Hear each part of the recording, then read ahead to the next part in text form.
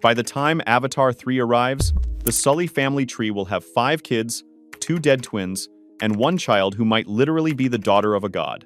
So, today, I'm breaking down the entire Sully family tree, including the forgotten relatives and twisted family dynamics that become critical in Fire and Ash. Most people think Avatar is about the battle for Pandora, but here's the truth. It's actually a family drama. Every major character is connected through blood, adoption, or betrayal. And when you see how these relationships actually work, the entire saga makes way more sense. So let's start with the man who caused all of this, Jake Sully. Jake Sully was born on Earth on August 24th, 2126, but he didn't start as a hero. He was a paralyzed Marine with no future, stuck in a wheelchair after getting injured in the Venezuela resource wars. No job, no prospects, nothing. But here's what most people forget. Jake had a twin brother named Tom. Tom was everything Jake wasn't. A brilliant scientist with PhD honors, working on the RDA's Avatar program, designing the neural interface systems that would let humans control Na'vi bodies. Tom was supposed to go to Pandora. The RDA had already grown an avatar specifically for his DNA. Then Tom got murdered by a thief over a wallet. This random, senseless death changed everything. The RDA couldn't waste a multi-million-dollar avatar body, so they recruited Jake as a replacement. Same DNA, same avatar, completely different person.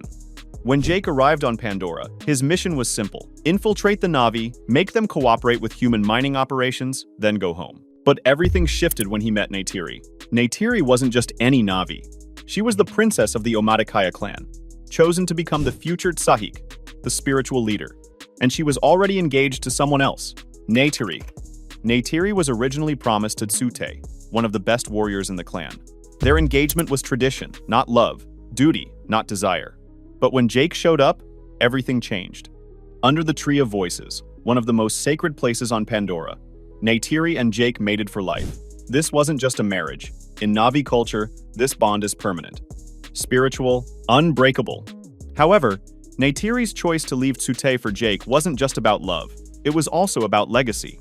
Her great-great-grandfather was Toruk Makto, the legendary warrior who united the clans. When Jake also became Toruk Makto by taming the fearsome winged predator, Neytiri saw destiny repeating itself.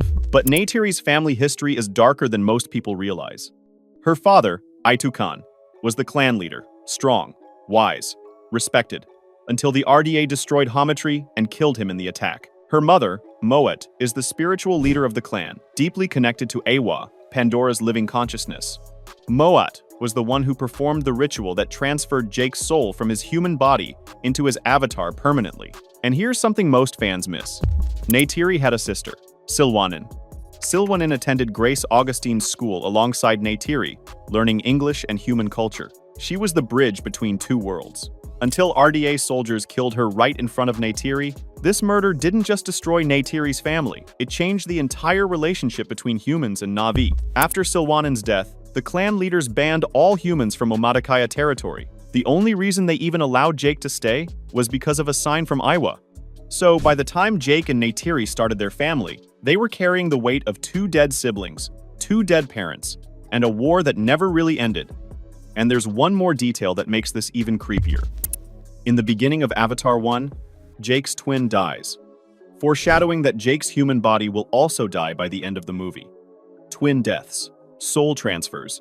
It was all planned from the start, the Sully children. Between Avatar 1 and The Way of Water, there's a 14-year gap. During that time, Jake and Neytiri built a massive family, 3 biological kids and 2 adopted children. And Jake runs this family like a military unit because Earth is dying. Humanity isn't just mining Pandora for resources anymore. They're colonizing it as the last lifeboat for the human race. So Jake leads the Na'vi resistance, with his kids caught in the middle of a war they never asked for. Let's break down each kid, because their roles in Avatar 3 are way more important than you think. Neteyam was born around 2155, the firstborn son of Jake and Neytiri, and from day one, he carried the heaviest burden. While his siblings played and made mistakes, Neteyam was trained as Jake's lieutenant, disciplined, obedient, reliable. He became the protector of his younger siblings, especially when they were bullied by the Metkayina for being hybrids. Neteyam embodied the classic older brother archetype, dutiful, responsible, and constantly dragged into Loak's trouble. He was clearly the favorite of both parents, which makes what happens next even more devastating. During the Sea Dragon battle, Neytiri was fatally shot. He died protecting his siblings, fulfilling the role he'd carried since birth. Jake was hollowed by grief. Neytiri became emotionally feral, and Loak was crushed by survivor's guilt. Neytiri's death is the emotional turning point of the entire saga. And in Fire and Ash, the consequences of that tragedy ripple forward and nearly break the family apart. But while Neytiri represents duty and tradition, the next sibling represents something far more mysterious: Kiri. Kiri was born in 2155 from Grace Augustine's comatose avatar body. Not from Grace the human, from the avatar. Here's the problem. Grace died in Avatar 1. The Na'vi tried to transfer her soul into her avatar, but it didn't work. Grace's last words were, "I'm with her," implying a connection with Aiwa. After Grace's human body died, her avatar remained intact in a cryotank, and somehow it became pregnant with Kiri. No father, no explanation, just a miraculous birth that defies everything we know about Na'vi reproduction. Some fans believe Kiri's other parent is Aiwa itself, that she's the result of an immaculate conception, the daughter of Pandora's god.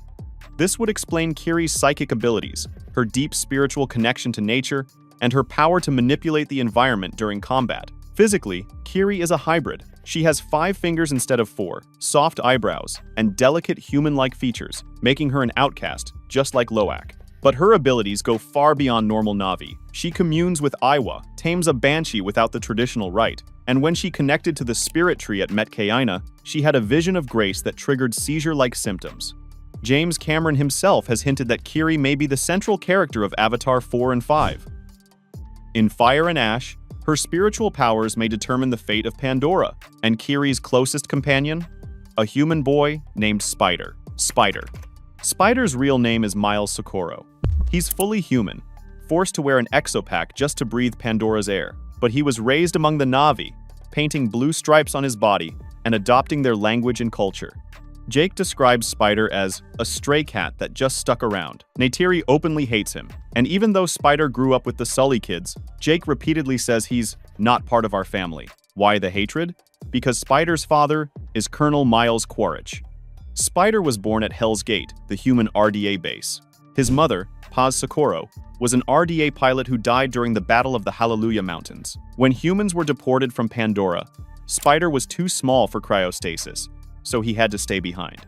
Quaritch was killed by Jake and Neytiri, but his memories, personality, and fragments of his soul were transferred into a Recom avatar. And even though Recom Quaritch isn't biologically Spider's father, he still views Spider as his son. This creates one of the most twisted dynamics in the franchise. Spider saved Quaritch from drowning, showing conflicted loyalty. And in Fire and Ash, Quaritch finds a Na'vi mate named Varung, the leader of the Ash people, making her Spider's stepmother. So Spider technically has 2 stepdads, Jake and Quaritch. One raised him. The other is his biological father's clone. And Spider's choices will likely determine the fate of both human and Na'vi worlds. Loak. Loak was born in 2156. The second son of Jake and Neytiri, and he's the ultimate trouble child. In The Way of Water, it's Loak who disobeys Jake's orders and nearly gets himself and Neytiri killed. It's Loak who leads his siblings into forbidden battle ruins, where they're captured by Quaritch and the Recoms. It's Loak who causes the family to flee the forest and seek refuge with the Metkaina. Like Kiri, Loak has 5 fingers instead of 4, marking him as a hybrid and making him an outcast. Among the Metkaina, he's bullied and ridiculed for his human traits, but he also bonds with Payakan, a Tulkun outcast, and falls for Tsireya, who becomes his teacher and love interest. Loak's impulsiveness has real consequences. During the Maglev train raid, he abandons his post, causing casualties. Later, when he warns Payakan about the human Tulkun hunt, the Sea Dragon arrives, and his siblings are captured. And ultimately, Loak's desperate need to prove himself leads to the biggest tragedy in the franchise, Neytiri's death. By the end of The Way of Water, Loak is racked with survivor's guilt, stepping into leadership while navigating grief, responsibility, and loyalty. In Fire and Ash, his journey will likely be the most significant. Neytiri, known as Tuk, was born around 2163. She's the youngest child and the only biological daughter of Jake and Neytiri. At only 7 or 8 years old, Tuk is the baby of the family, fiercely protected by her older siblings. Despite her youth, she's been drawn into conflict repeatedly, following her siblings into battle ruins at age 6, becoming a hostage at Hell's Gate, and witnessing Netiam's death during the Sea Dragon battle. These experiences are transforming Toruk from a playful child into a determined survivor. Cameron has stated that Toruk will play a much larger emotional role in the later sequels. So, here's the twisted Sully family tree. Jake and Neytiri raised 5 kids, 3 biological, Neytiri, who died protecting his siblings, Loak, the outcast, and Toruk, the youngest. 2 adopted, Kiri, possibly Iwa's daughter, and Spider, son of their enemy Quaritch. Every conflict in Avatar comes down to this family. And in Fire and Ash, it gets even messier. Hit subscribe and turn on notifications so you don't miss what happens next in Avatar 3.